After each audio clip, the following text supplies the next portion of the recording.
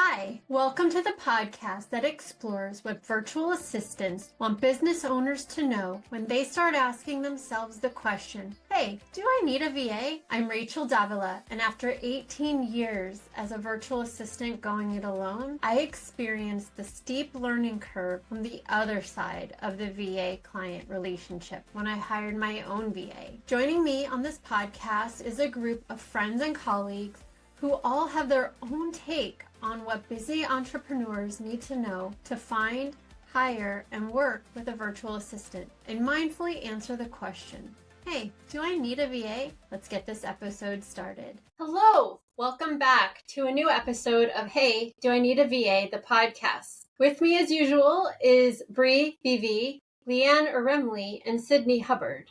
And today we're talking about how much accountability do you need?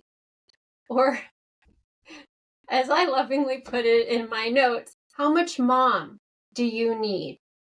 I know as a mom, I've done my fair share of nagging in the beginning, and I felt like a mom towards clients, and sometimes that works well. I have been known to go mama bear on them, and when they're sliding back on goals or boundaries, I'll give them that extra push and be like, come on, guys, let's do this thing. But other times, I've had to let them act like teenagers and just figure out the consequences on their own. So when you're thinking about hiring a VA for your business, how much accountability do you need? And is your VA the one you're going to look to for that kind of support? VAs are usually the organized ones. We keep things straight, like, deadlines and reminders. And I've pinged more than one client like, hey, remember to get this information, or you wanted to ask so-and-so about such and such. So for you, how does that show up, guys, for you? Do you do a lot of accountability, mama bear hand holding, or do you kind of let clients figure things out on their own? For me, it depends on the client. So I have some clients that are very much VA clients, and those are the ones that I ping a little more often, especially if they've already admitted that they have problems with forgetting things or deadlines, and that's kind of what they're hiring me for. One of my first clients said I should change my title to professional nag. Not quite the title I went with, but because she literally needed me to nag her on a daily basis on what she needed to get done. And that's fine. That is a task that some VAs take on. And if you know you need that, be honest with your VA.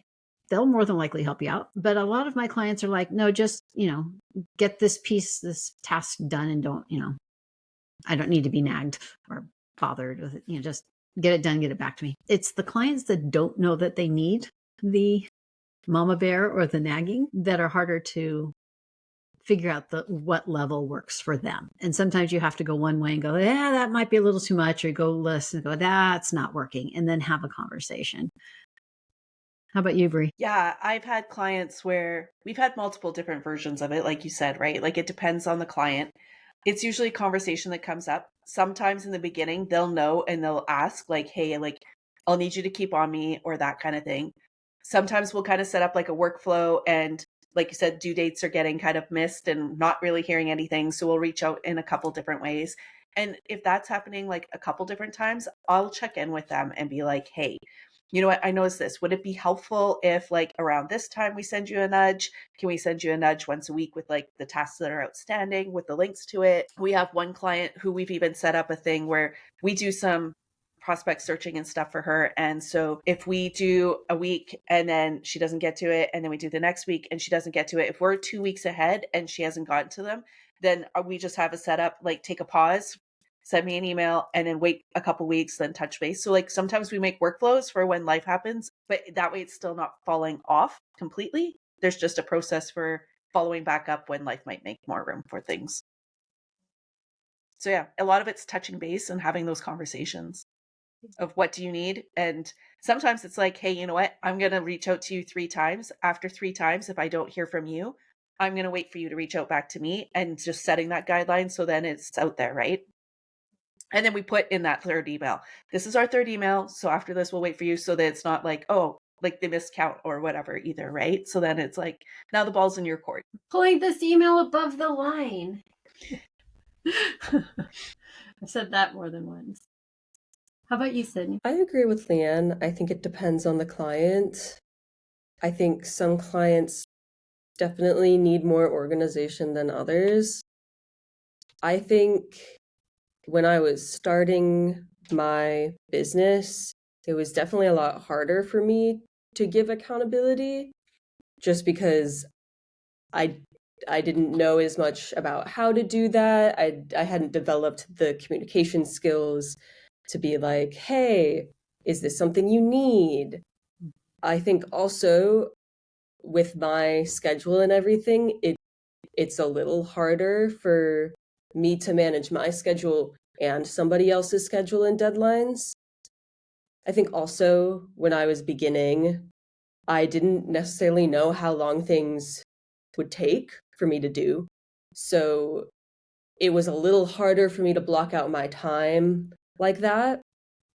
I think as I've gotten more into my business, I mostly don't have clients that need heavy accountability from me, which is nice, honestly. But I think, I think if I were to be working this job full time, it would be easier for me to offer that as a part of what I do. I know with my kids, sometimes one touch is too much and 5 touches isn't enough sometimes.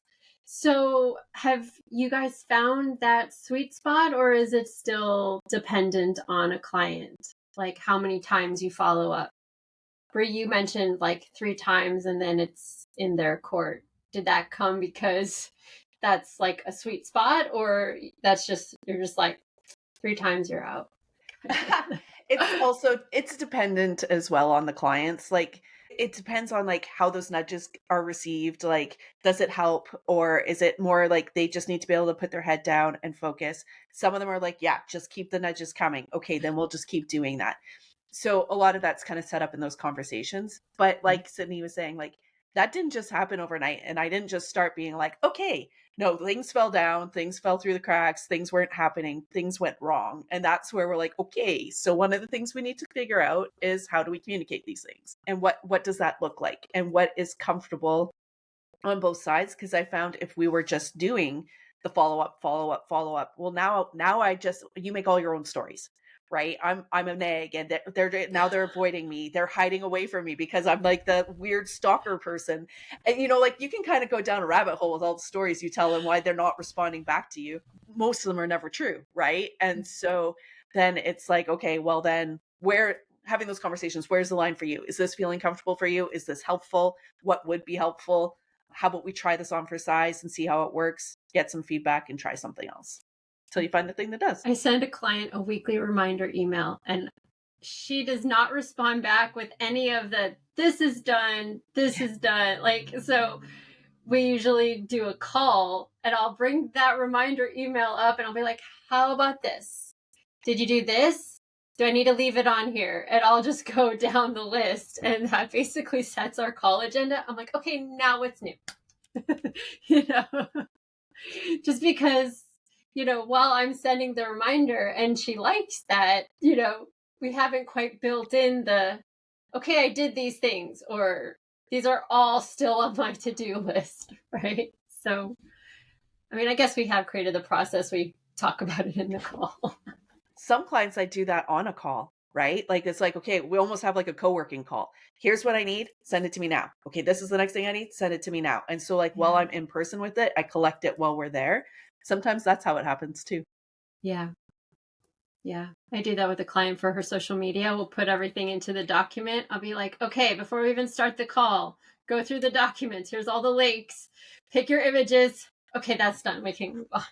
We've kind of talked about kind of some of the things we do, but what are some examples of how you show up for accountability? What clients might go, oh, that's what I need. They might not think is accountability or mama bearing them or nagging, right? Like everyone has their own level of what they'll accept, but what are some examples? Like I know for me, I do the weekly reminder, and I'll do a recap, and I'll ask the questions that come up and things like that. And, we've talked in other episodes about communication tools like ClickUp and Slack to kind of keep things, going back and forth. But what are some other ways that you've implemented over time to support clients with this kind of task? So one of the things I found is with the clients who like technology, instead of nagging them, I can set up things like Trello boards with things for them to do. Instead of them setting up stuff for me to do, I set it up for them to do. And then I let Trello remind them. Now it's not me, it's the software.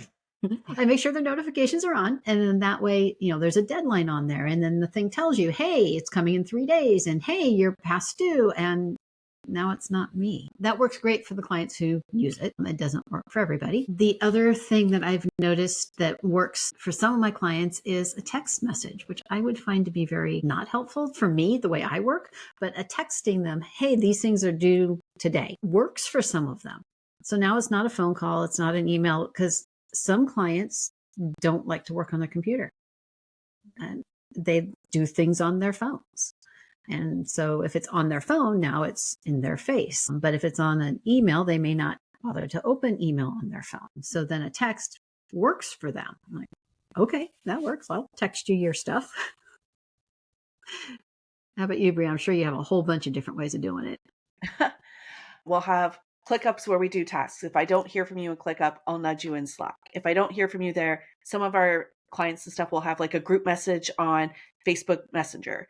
And then some of them will have a WhatsApp. I try to keep it out of text as much as possible for me and for them, just because it's my own preference that if I see a text on a weekend or something, I can't shut that off, right? Mm-hmm. So I like to have things that if I'm turning work off for the weekend, I'm not getting pinged by those things. Text is kind of like my last resort for me. Like, hey, I haven't heard from you on email. I haven't heard from you here, or here. Are you okay? Like, what's going on? The other thing sometimes I'll do is like, I'll build in buffer. Like if I know that they're generally running behind, I'll ask it for it like 5 days before I actually want it and kind of build that in myself.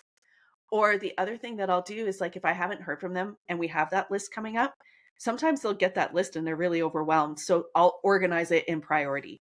Or I'll only send them 3 things at a time, right? It's like, okay, here's the top 3 things I need from you. I need this by Friday.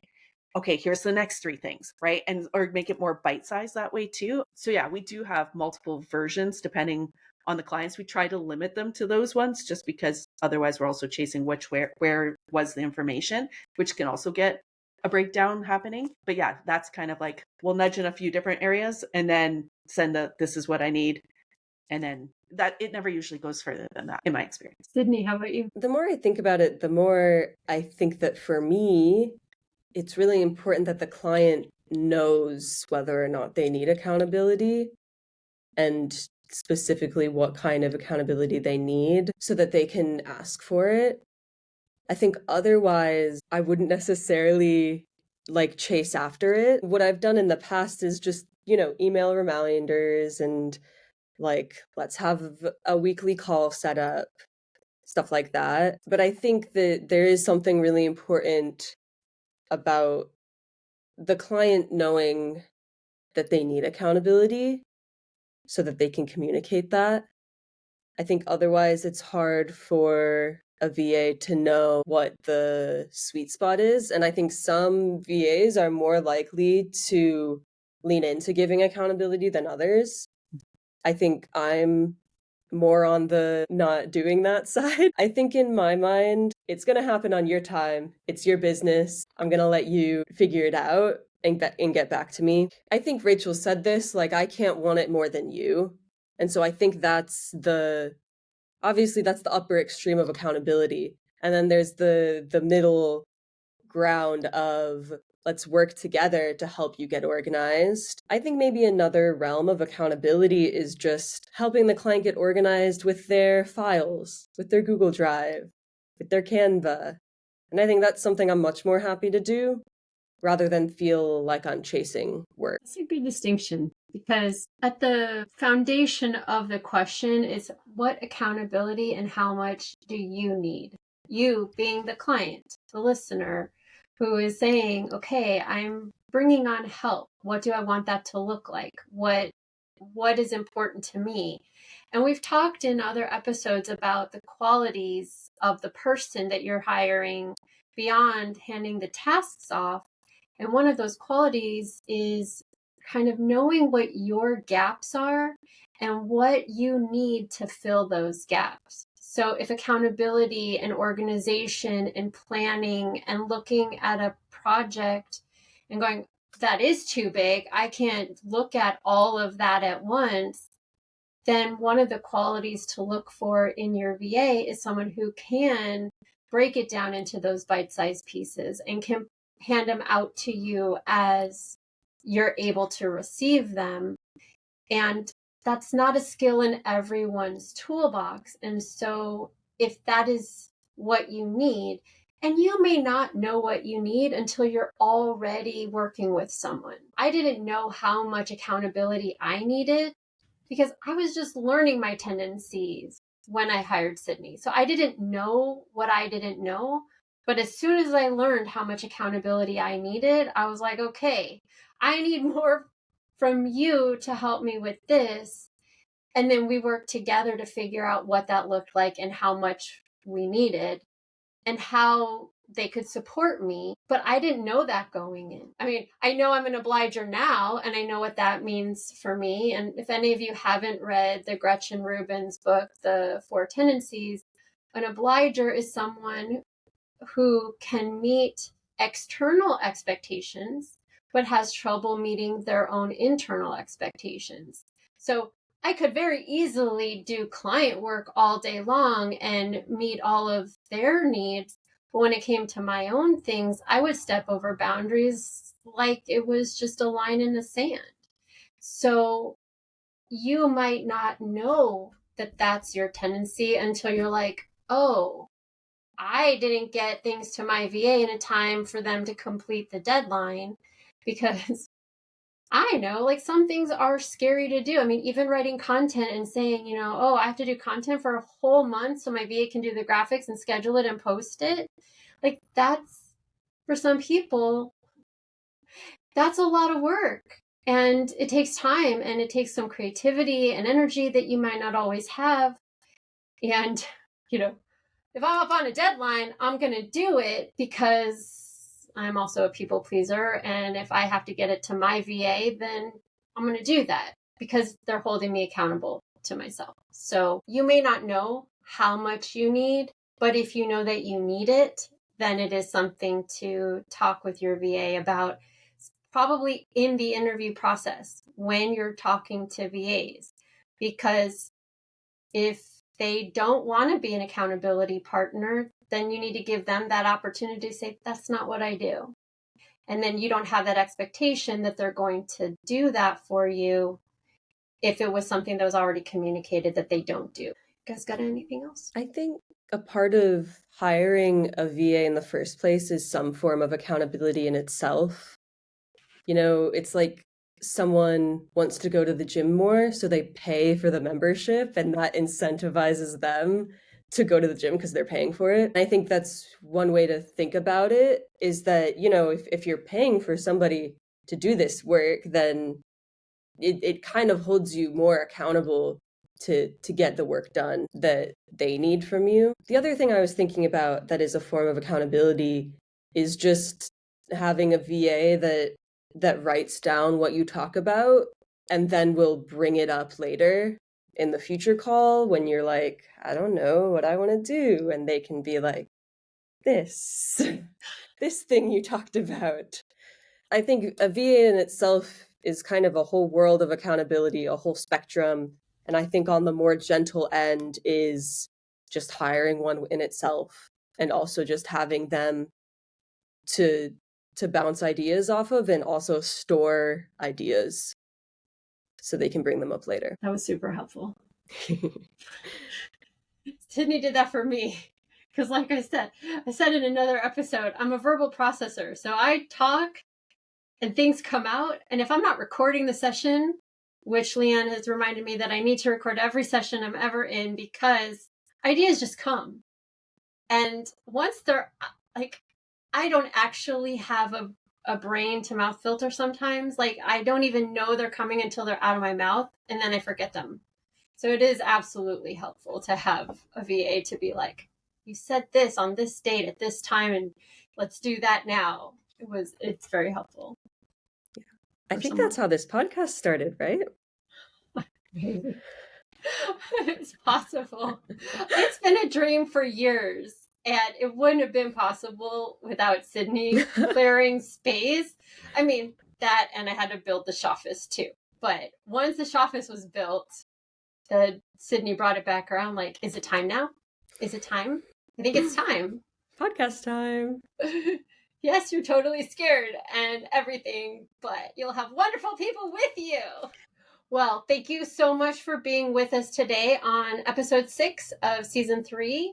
How much accountability do you need? If you have any questions about anything we talk about, you can send us an email at heyvapodcast@gmail.com, or you can connect with any one of us using our link in the link tree.